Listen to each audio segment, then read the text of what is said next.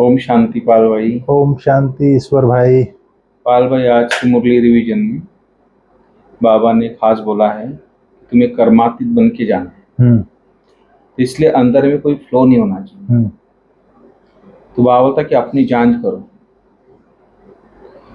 तो अपनी चेकिंग करो। बाबा बोलता है अंदर कोई हमारे अंदर कमियां तो नहीं है, तो उसकी जांच करने के लिए बाबा ने खास बोल रहे हैं आज। और बाबा ने आज खास आत्माभिमानी बनने की बात कही है क्वेश्चन आंसर में बीच में, कि बच्चे इस आंखों से जो भी देखते हैं उसको नहीं देखना, देखते हुए नहीं देखना, और आत्मा अभिमानी बनने का अभ्यास करना।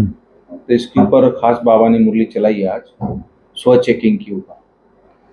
तो आप थोड़ा क्लियर करेंगे किस तरह बाबा के आज की मुरली में बाबा ने क्या क्या बातें कही। ओम शांति ईश्वर भाई। ओम शांति। आज 22 मई 2024 की मुरली हम लोग रिवीजन कर रहे हैं जी। बाबा ने कहा है, मीठे बच्चे तुम्हें कर्मातीत बनकर जाना है जी। इसलिए अंदर में कोई भी फ्लो अर्थात दाग नहीं रहना चाहिए।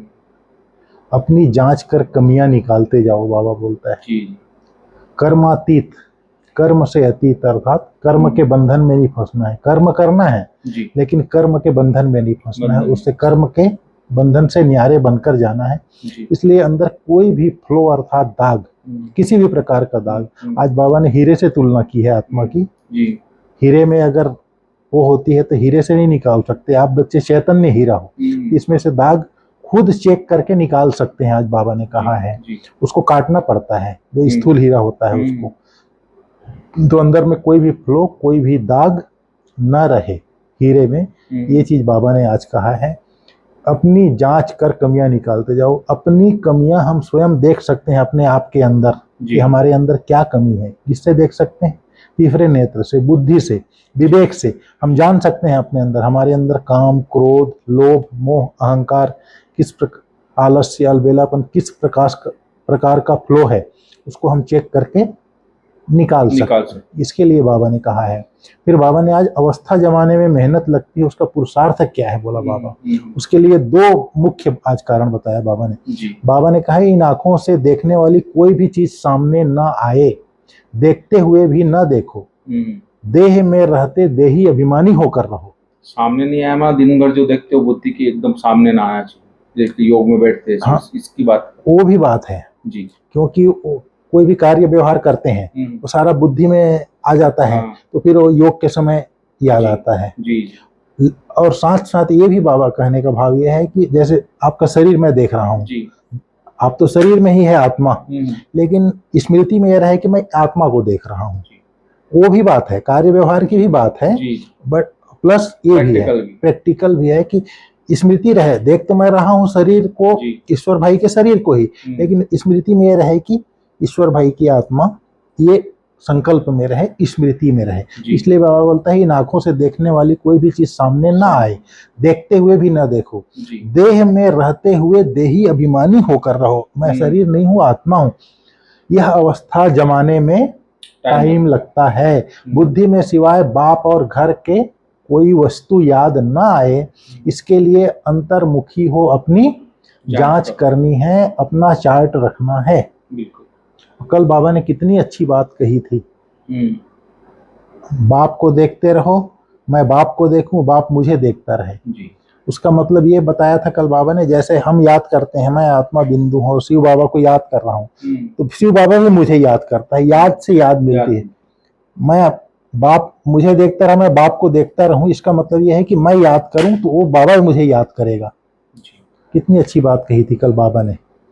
फिर बाबा ने आज कहा है, आज की मुरली पूरी जो है हीरे के ऊपर है, फ्लो निकालना है, कर्मातीत बनना है, ट्रस्टी होकर रहना है, इसके ऊपर ही है। फिर बाबा ने मुख्य रूप से कहा है, बेहद का बाबा हमको बेहद का मालिक बना रहे हैं। मालिक बनने में खुशी भी बहुत होती है।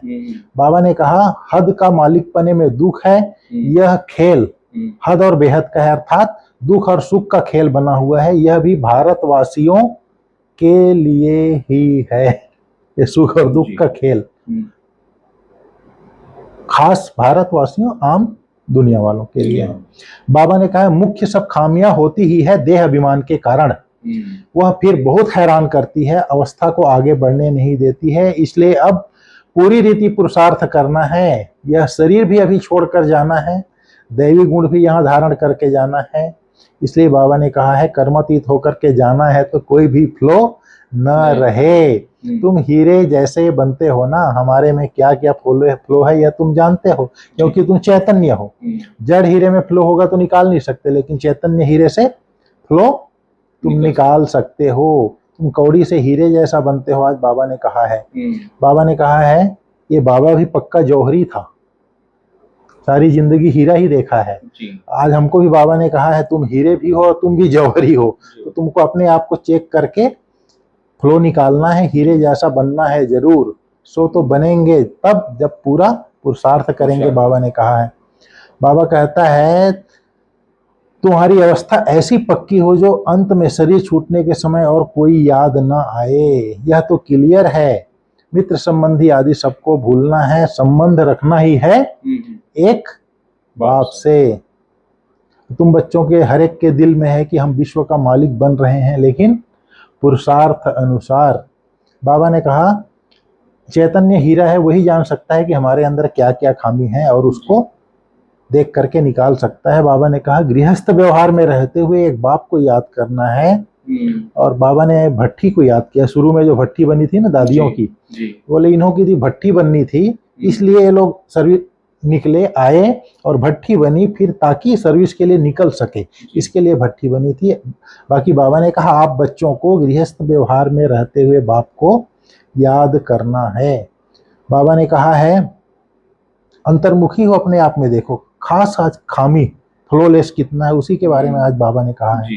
फिर बाबा ने कहा तुमको बहुत लवली बनना है। और लवली कैसे बनेंगे? लवली बाप को याद करेंगे तब लवली करेंगे, लवली बनेंगे। लवली प्यारे बनाने के लिए बाप कहते हैं बच्चे मुझे जितना याद करेंगे तुम अथाह लवली बनेंगे। तुम इतने लवली बनते हो जो तुम देवी देवता की अब तक पूजा हो रही है। लवली कौन थे? देवी देवता। लेकिन बनना कब है? अभी बनना है, अभी वो संस्कार धारण करना है।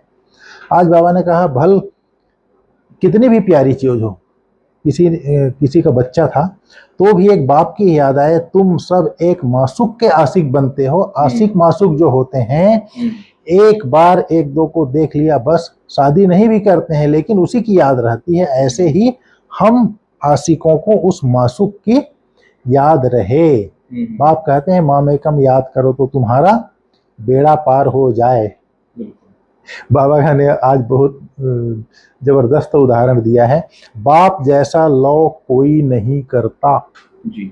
आज बाबा ने स्त्री का उदाहरण दिया है। स्त्री का अपने पति में कितना मोह रहता है, पति का स्त्री में मोह नहीं रहता।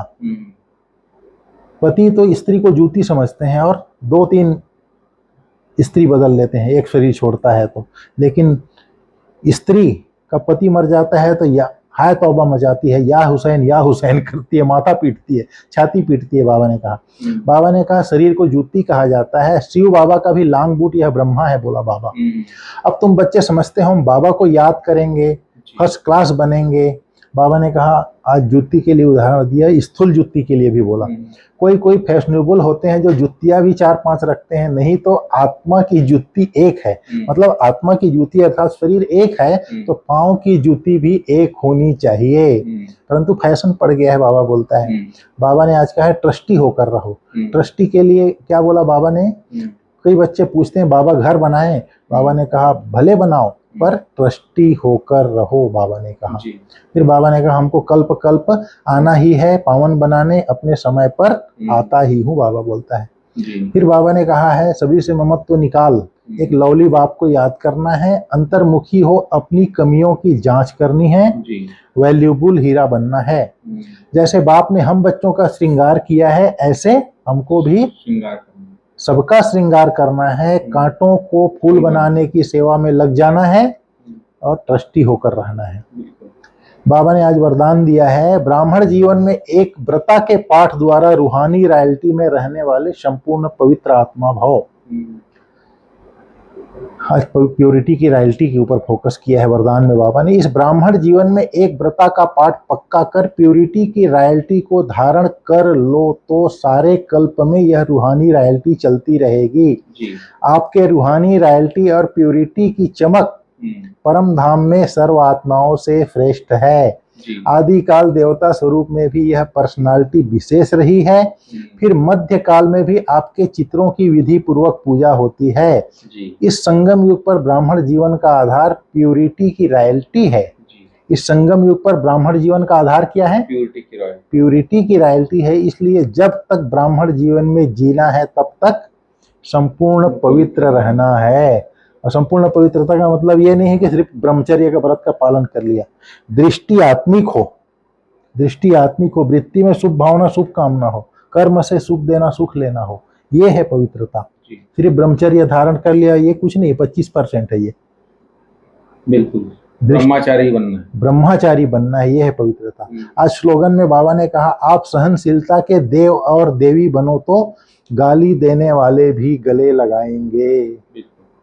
आज गुप्ता जी के साथ वॉकिंग कर रहे थे, बहुत अच्छी बात कही। विकर्म विनाश हो रहा है, उसका प्रूफ क्या है?